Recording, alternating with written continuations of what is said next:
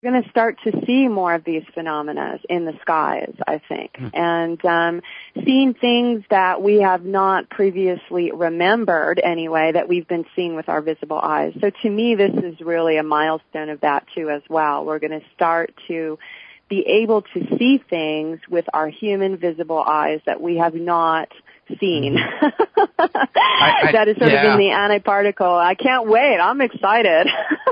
Yeah, we've had some really neat experiences here. It's like I've been away from the ranch and was doing a little traveling and did some incredible workshops in Kauai. And I was following you guys on Facebook. Yes, how was that? Oh, it was amazing. We got there and this freak storm came out of nowhere.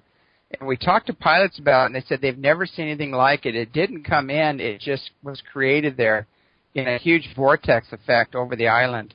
And they had vertical lightning coming down all the way down.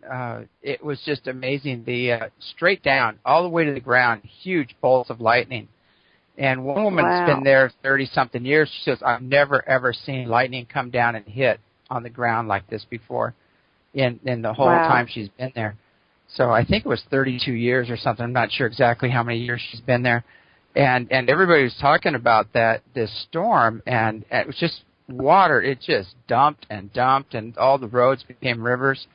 And it went through a huge cleansing.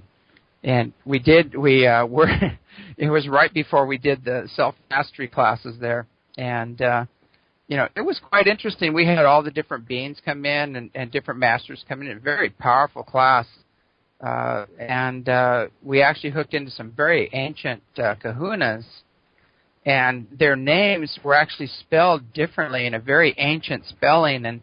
And when I talked to some of the kahunas that are alive right now and they heard that, it totally confirmed a lot of things for them, and these names are all throughout Africa as well. So, in the most ancient times, and they said a lot of their ancestors came from Africa. So that tied it all together for them. So it was energetically, it was just a phenomenal event, and a lot of people walked out of there just saying, "What happened? What happened to me?" Yeah. They were altered. But it was an amazing event. But there's so many things going on, especially with these energies that are coming in. And I know you're starting to touch on that. Can you talk a little bit about some of the energies coming in and their effects, and how maybe people can deal with some of these energies? Yes. Well, I think in this cycle, because we just went through another creational cycle. And what these do from my standpoint is every time we move into another band in the harmonic levels of the dimension, which is what we're doing, it's like, think about our spiritual ascension and our evolution as moving through the octaves, of the music of the spheres. We keep going up to the next tone. We keep going up to the next harmonic. And so as we're climbing up this Jacob's ladder and we're going up these rungs, we're going up the rungs of the ladder, and with every turn of the dial, it gets more intense for the physical body. So especially if we have not learned how to direct our mental and emotional focus into being able to achieve a certain level of inner peace and connection with our higher source, this time right now is going to be somewhat torturous for those that remain in their ego consciousness, because these energies are really coming in and working with transmuting the lower octave of the mental body, which is unfortunately or fortunately where most of humanity is existing at this particular point. So if we understand that the mental body at the egoic level is a part of the solar plexus consciousness. So if we use our chakras as a model, that's the most easiest way to kind of connect into that, is that most of us, when we think we're having thoughts or we're projecting from our mind, we tend to think of it as a part of our brain function.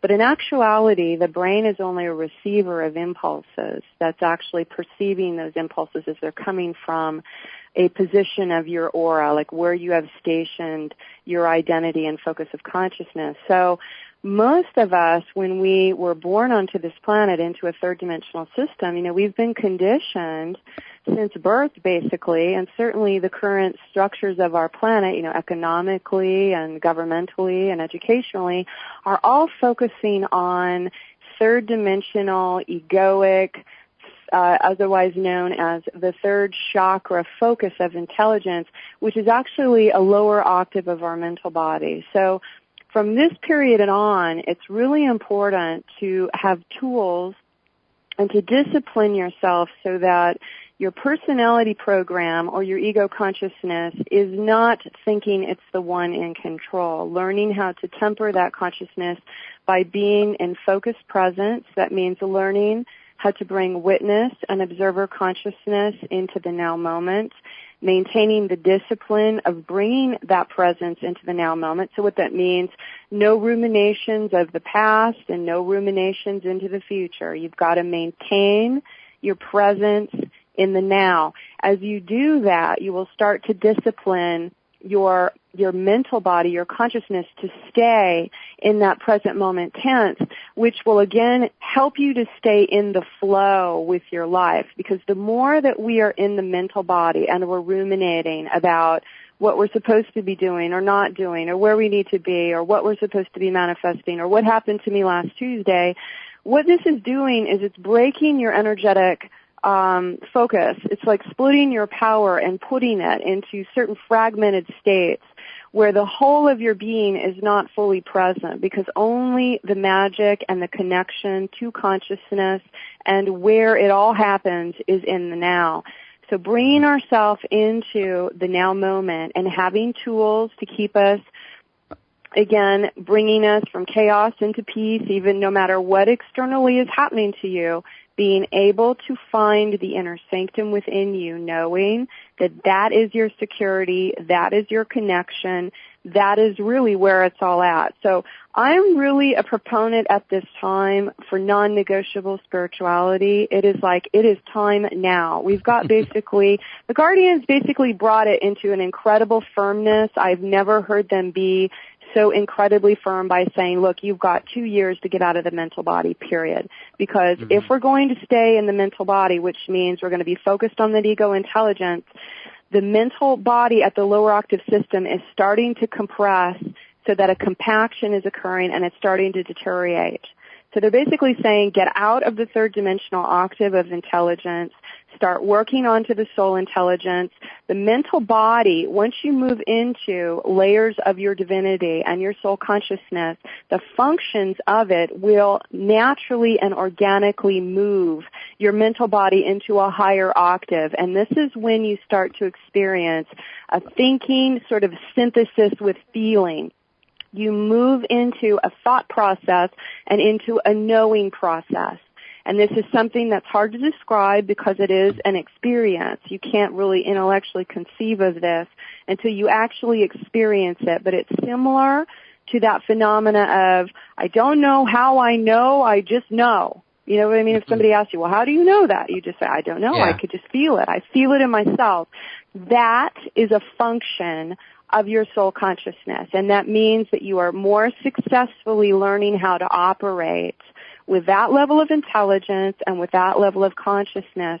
And this is extremely important right now to move into that level of being. Mm-hmm. You know, I've told people a lot about that we get into this monkey mind and we just keep mind screwing ourselves over and over again. And a friend of mine's son who teaches the Kunlun classes here, I love what he said. He said, you know, your mind basically, you know, your body is the soldier and the general is the mind and the heart is the emperor, you know. But we're I like that. Yes. Yeah, we're listening to the soldier or the general and we're totally ignoring the emperor, you know, and it seems like I always tell it, drop back into your heart, you know, what do you feel you need to do? What do you feel is going on? You know, quit going in circles with your mind and running all these scenarios and these events over and over in your mind. Just get back into the heart and everything's fine. And it seems all the stuff falls away. When I had my own near-death